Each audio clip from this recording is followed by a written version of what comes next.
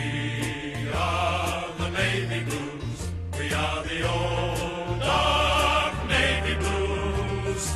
We're the team that never lets you down. We're the only team old Carlton knows. With all the champions they like to send up. My name's Neil Trigwell. I was born in Western Australia, Port Hedland.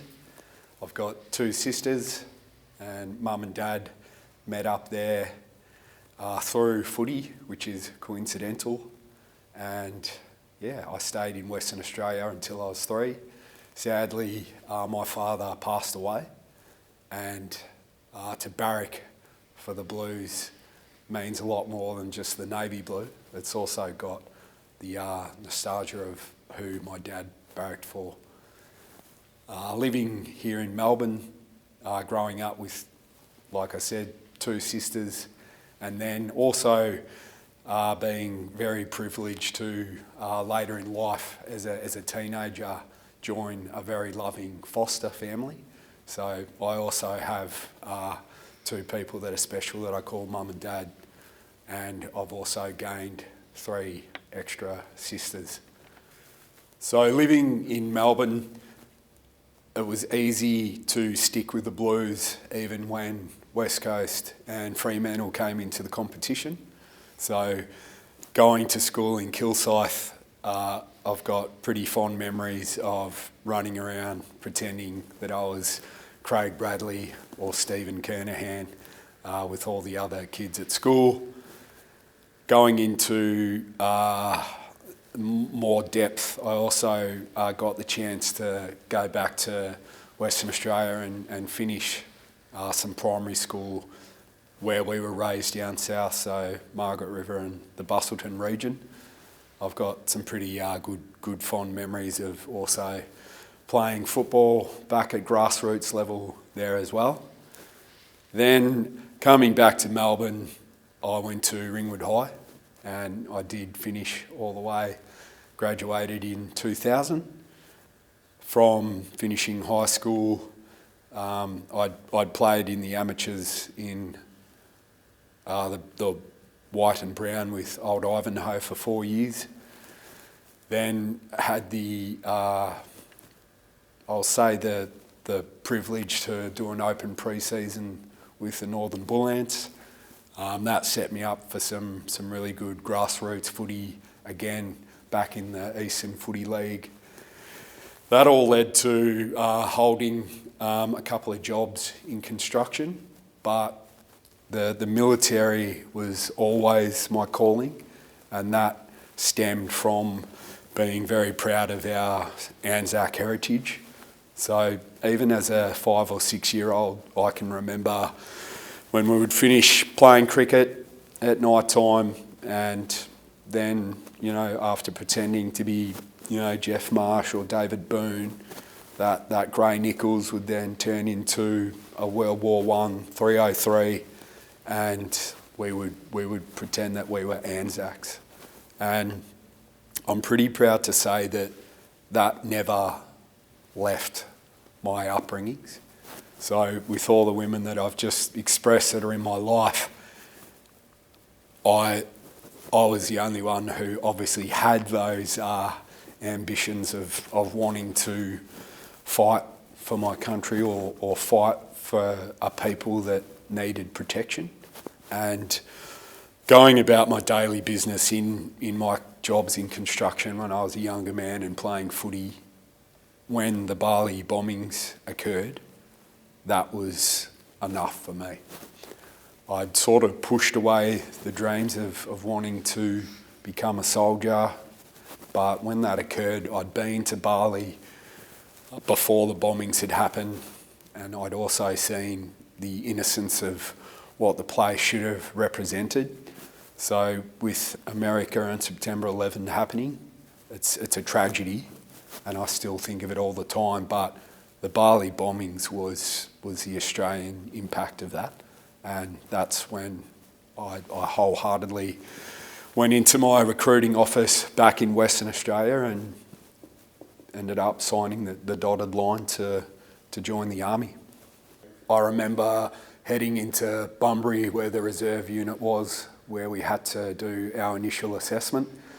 And 3 of us were pulled out of this pretty large, we'll call it exam room, and we were sat down on a bench. So it was myself and 2 women. And I sort of thought, oh, what have we done wrong? And we were left alone for quite a while, and we watched all these cars stream out, and then this burly officer just charges in and he's like, right, you're the only 3 who've passed enough to actually go any further with your training. So there was a sigh of relief there. And then I just remember going into Perth. The irony about all of the initial enlistment training is that they bloody flew me all the way back to Melbourne to stay in a hotel. So obviously I knew my way around Melbourne too. And then we were put on a bus and sent to Kapooka. Kapooka for me was the 12-week course. Quite often, through training it would change, but I had the pleasure of staying there for the full 12 weeks. And then you would go off and do your actual training for what your job was going to be. So I'd signed up as a rifleman. So the same as Daryl, I went to Singleton, the School of Infantry, or the School of Cool, as us grunts like to call it. And that was also a pretty challenging 12 weeks, especially when it did roll into the heart of winter. And then most of our Singleton squad, we'd had our battalion already chosen for us. So we didn't get to pick and choose where we wanted to go. I would say that almost 60% of us went to 1 RAR.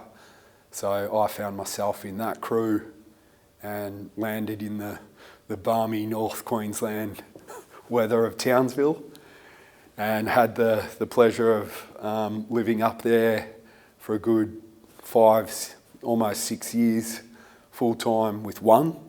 And then I also got a good posting down here in Melbourne with 5/6 RVR.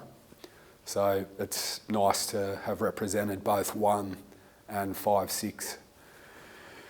And through my time and my service, I was lucky enough to deploy to the Solomon Islands in 2006, and that was with Op Anode. We were the Ready Company group in Townsville at the time, and unfortunately for those people in the Solomons, they had a pretty corrupt government, and when they basically went to vote and their election had been completed, the people weren't happy with that decision and they rioted. Being part of the second trip to the Solomons, there'd already been a lot of groundwork put down and FOBs and bases already established, so our Australian Federal Police were already there, and we basically needed to get there ASAP to provide protection for them and just basically help. It sounds ironic, but just give some kind of stabilisation back to the region. So we were there for over 3 months until we did our handover. And then we got to go back home to Townsville, and then in 2007, for Op Slipper, I deployed to Afghanistan.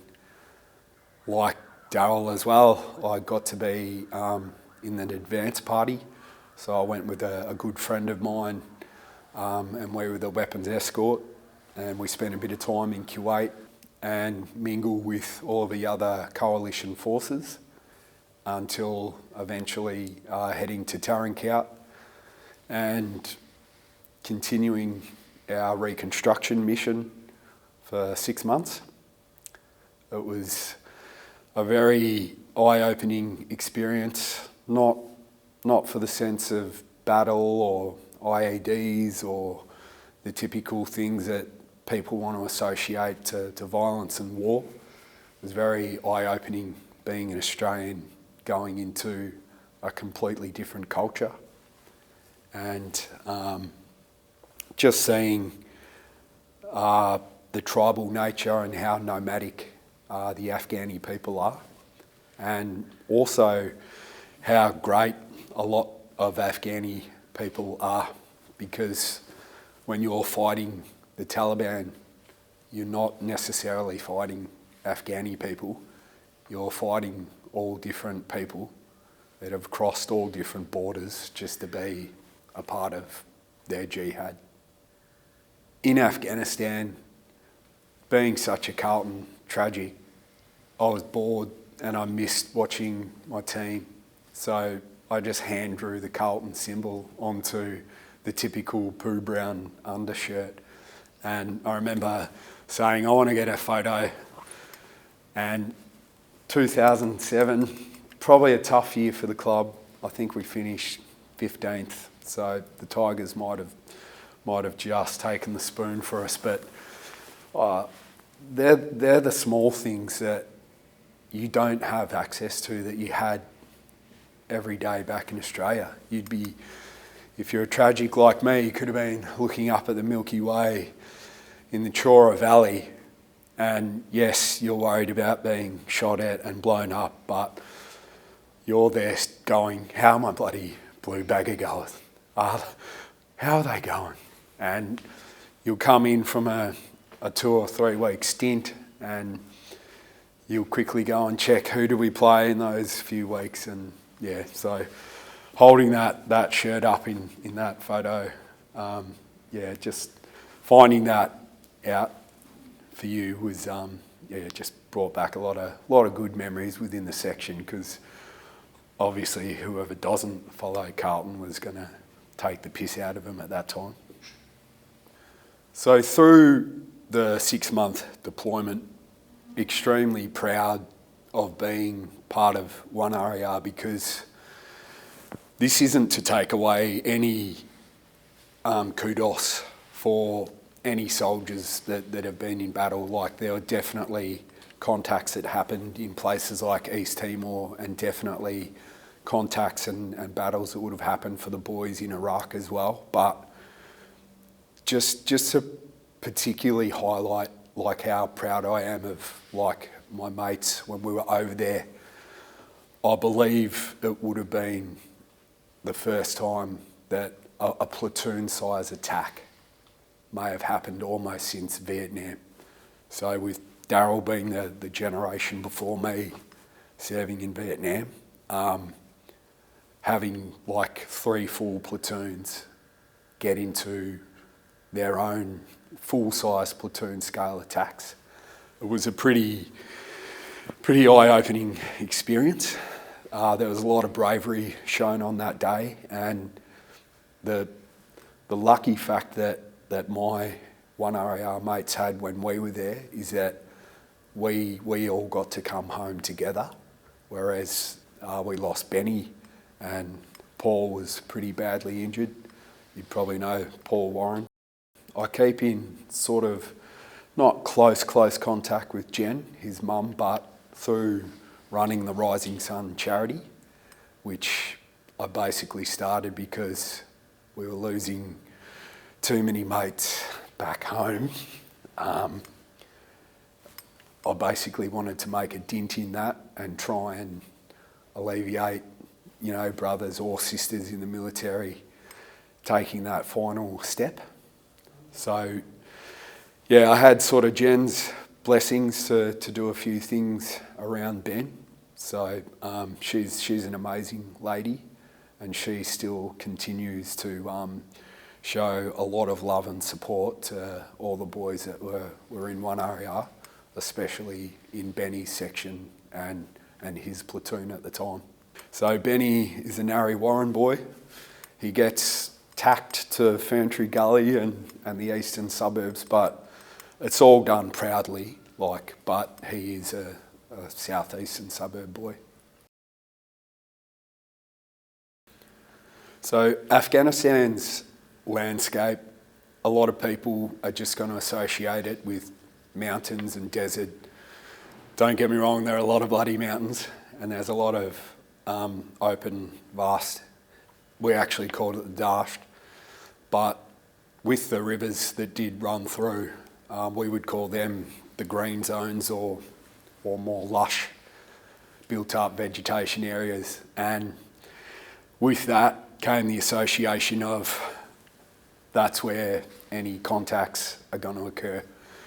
No one wanted to come out and play when we were out in the open in the Dasht, but it was almost like as soon as you knew you were going to either patrol in those green areas or patrol in built up urban environments, that's when the hair on your arms would stand up.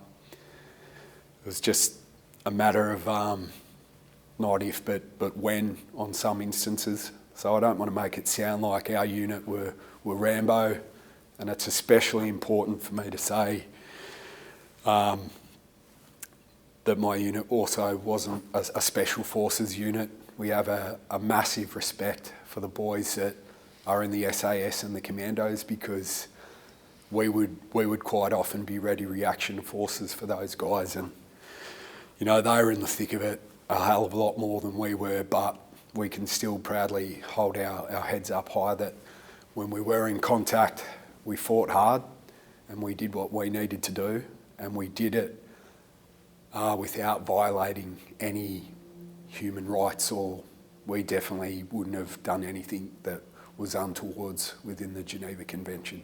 We're being bloody shot at an enemy that wanted to kill us, and as a rifleman, your job is to seek out and kill the enemy and close with them. So it is a violent part of life. If you are a soldier, it's your job. There's a lot of things that can trigger you when you're back home. A lot of smells. So it was pretty humbling to, on occasions, be able to sit down and break bread with some of the Afghani people. You would smell their cooking. So there's parts here in Victoria where we're a very cultural state where we can see a lot of diversity with our food, and a lot of times some of the smells can take you back there. A lot of the times you can be reminded if you're seeing some of the women from some of the Arabic countries when they're wearing either their burqas or what is their traditional headdress. So that can take you back to Afghanistan pretty quickly. It's pretty humbling being an Australian to also know how, and I don't know if this is a taboo topic, but how we should be respecting our own women in Australia as well. So I don't want to go down any left-wing path, but a lot of the trauma that I would carry would be from not being able to assist the way that I saw how women were treated in Afghanistan. A lot of people always want to fetch the war stories off you, but you know, the stories that I'll quite often reflect on is we need to be better back here because of what I've seen over there. The kids in the Solomon Islands, they wanted your M&Ms and your chocolates out of your ration packs. But the kids in Afghanistan, especially the girls, were deprived of education, and all they would want is a pen. And, you know, it was a tough lesson to learn as a good Anzac soldier, because as a culture, Aussies are pretty chilled out, laid back guys, and to see a smile on a kid's face, to give them a pen so that they can write and see their own scribbles, like it was a really lovely thing. But to put a damper on it, we learned pretty early that it was also not the right thing to do, because on one particular patrol, after looking back over my shoulder, I saw a grown man pretty much thump a girl that might have been 7 or 8 just because I gave her a pen. So it took away the sense of humanity that we as soldiers could give to these kids, because we knew we would just get them in trouble. So we stopped doing that. That was pretty sad, but then the kids would come up and probably call us pricks, in Afghani language, because, we stopped giving out stuff.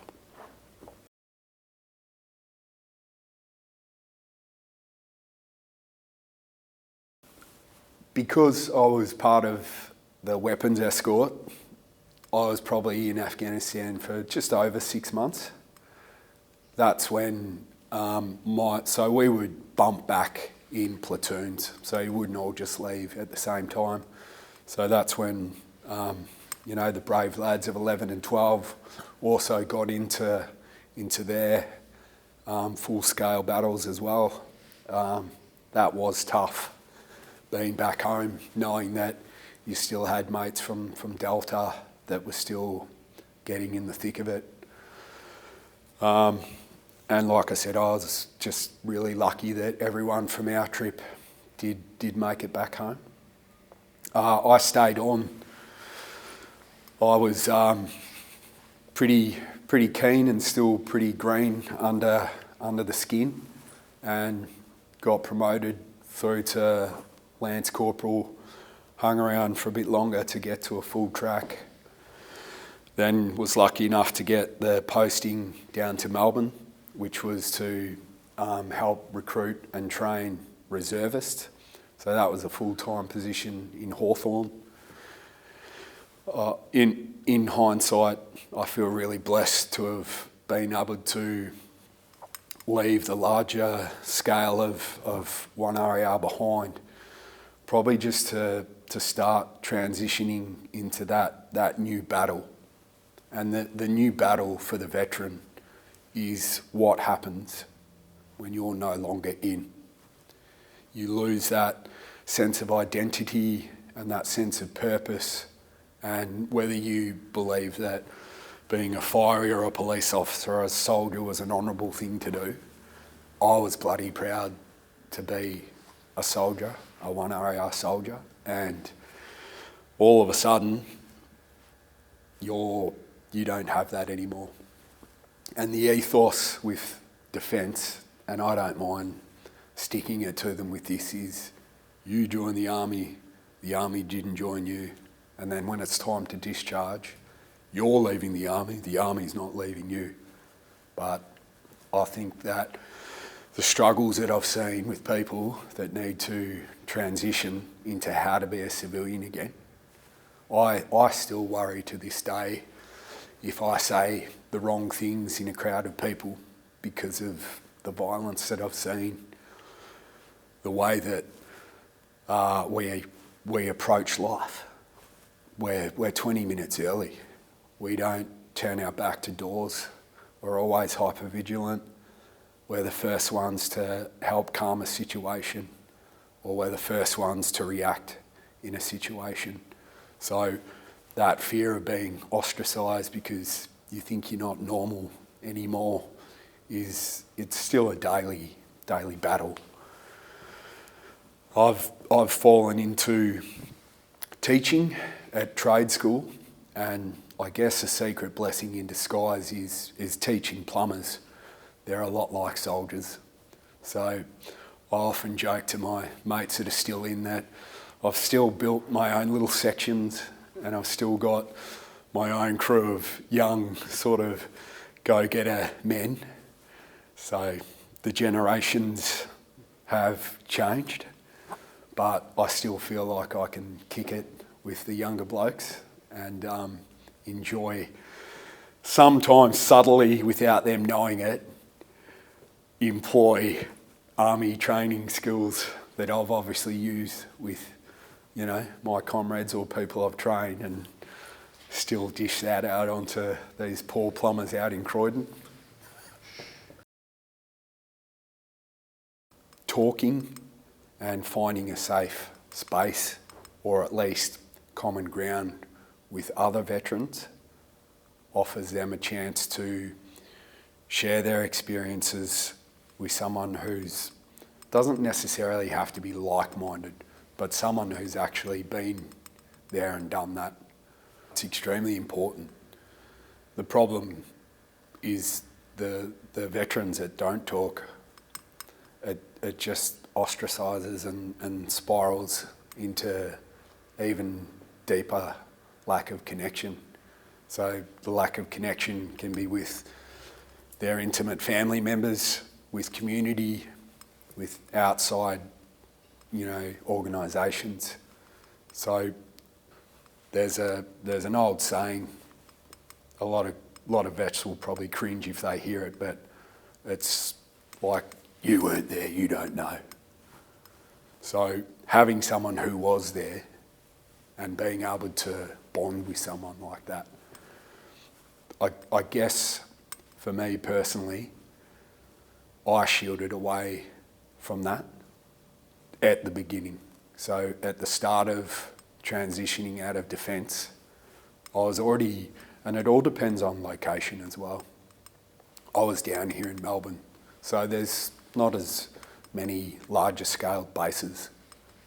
Whereas the guys who get out in Brisbane or up in Townsville, especially now, I'm not saying that they have it any easier, but because a lot of the boys have stayed in that location, when they've chosen to go into their civvy world, they can catch up with each other a lot easier and keep that bond and that connection happening. So whether it's Anzac Days or annual fishing trips or whatever, but essentially going back to what you said, if they find a support group and they're comfortable and they trust who they can talk to, it's just as important as seeing a psych fortnightly.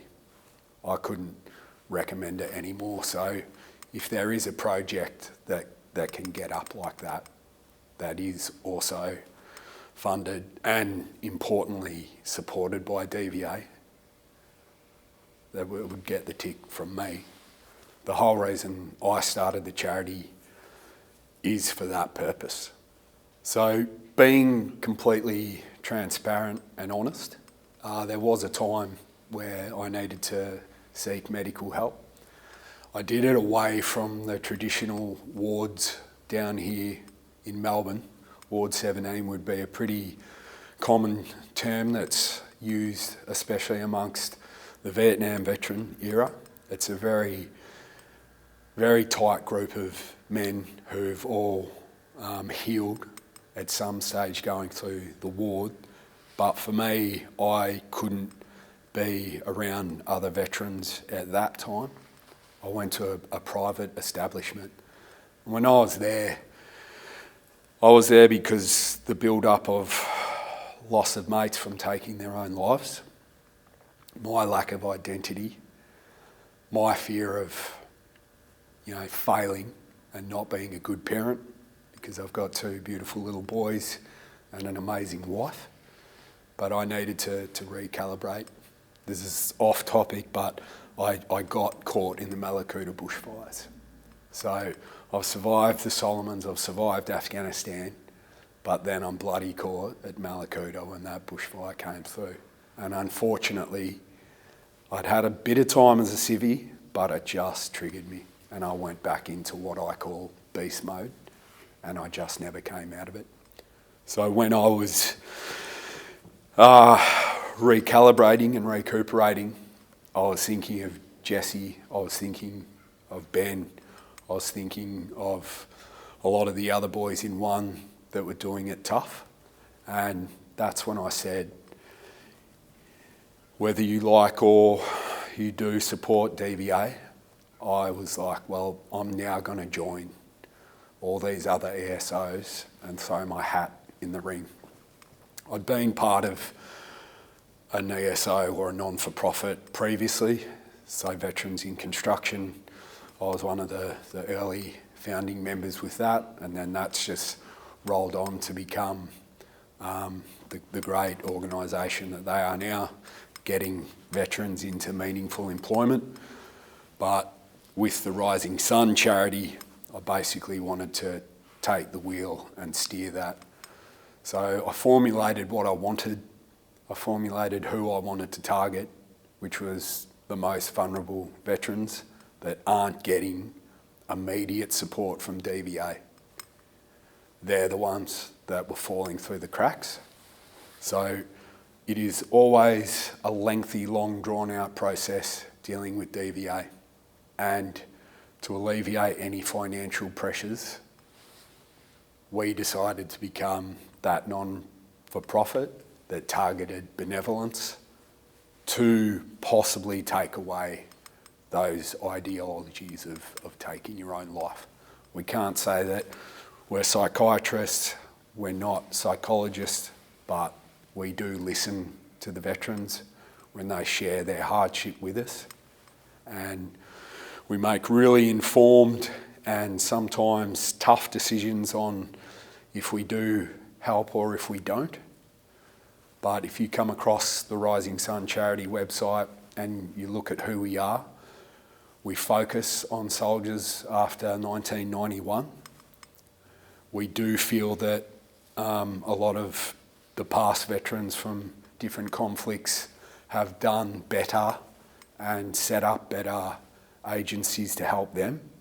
So that's why we chose 1991 and onwards to help veterans from any walk of life. So it could be Army, Navy, Air Force, and it didn't matter what corps.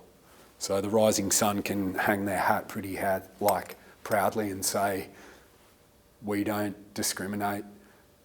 So we've helped women, Navy, like I said, all of the three corps. We're not focused on unit charity. We're not focused on SF. Anyone can approach us. So the one mandate that we do stick by is you have to have been clinically diagnosed with PTSD. The reason we have PTSD as our most common term is anyone who's been injured from anything else in the Army would more than likely have PTSD. So that way we can help.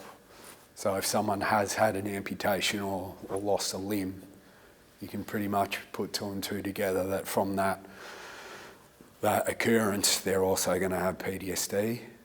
But then we could just also cover a lot of the veterans under the umbrella that don't have the physical scars. They've got the mental scars of what they've gone through. We have just had our 5-year anniversary, and we're really proud of that because it's pretty hard out there as an ESO. Anyone who's tried to start one will know how tough it is, because you can have this good idea and this good deed, but if you don't know how to deal with the ACNC and the bloody ATO, if you don't have all the right constitutional pages put together to say why you even want to help someone, which is crazy in my opinion, but we needed to prove all of those ideas to get our registration as a charity. Footy was a massive part of my recuperation. So playing grassroots footy again after discharging. So I feel like I gave up my best years for the corps, but being able to play footy again just brought back a joy. Being a proud member of the Blues was a joy. I feel like I need to remind them that although I've got my 8-year membership patch, I've been a member for longer than that, but due to military service there was a few skips here, so maybe after this I can send them a reminder to keep up to date with how many years I have been a member. I have been coaching, which I absolutely love. I go around to a lot of sporting clubs and do a lot of motivational talking. I get the privilege of doing a lot of Anzac Day services and ceremonies for clubs, but I particularly enjoy Auskick. I've got 5 giant teddies that are all collectible items that are all of World War One veterans, and I get to hand out my own slouch hats, my own berets. I take the medals off for the kids. You know, so you've got 100 kids passing all these items around, and obviously do a service that isn't full on. It's been tamed down a bit, but it still receives a lot of respect and attention from kids at a pretty young age that could all be off with the fairies. I feel pretty proud to have, their attention in my hand for 5 minutes. And then we'll do special things like have a bugler who would put the cherry on top for some of those special Anzac Day times. Going around, seeing my 2 sons now play footy makes me extremely proud as well. They're both tragic Carlton diehards as well, which is pretty cool for me. So it's nice having the father-son bond. So Arlo was with me at our game last night against the Tigers, which we got up with. So we both sat on the train and we both dissected it and reflected on it. So it's a special bond. We're pretty in tune with all different sports. So they're definitely lads, and poor old mum and dad follow them around for basketball, footy, athletics, swimming. So some people ask me what I do for a living, and I should say, I'm a teacher and a charity owner, but I always just tell them that I'm a full-time slave to my kids. The most important thing to me is having the support network of my wife, her family, my family. Being accountable for 2 beautiful boys is easily what keeps you on the straight and narrow. Veering off it's not even an option. To stay present though, communicating with your mates, especially your veteran mates, never closing the doors off. Being vulnerable is extremely important. The bravado and the masculinity that you need to have to function as a soldier, that was required to do your job in a violent world, but that's done now. So be vulnerable and be honest with people and show them who you really are. You don't have to give them all of your war stories or those intimate moments, but showing them that you have concerns that you feel like you don't fit in. Letting people know that might change how they actually interact with you. So my keen legacy to leave would be transparency, honesty, and keep showing that bravery that you showed when you were in, because it's still a part of you and it doesn't have to leave you. You are still that guy that took the courage to put one step in front of the other for 6 months in a pretty hostile place where you didn't know if each step could have been your last one.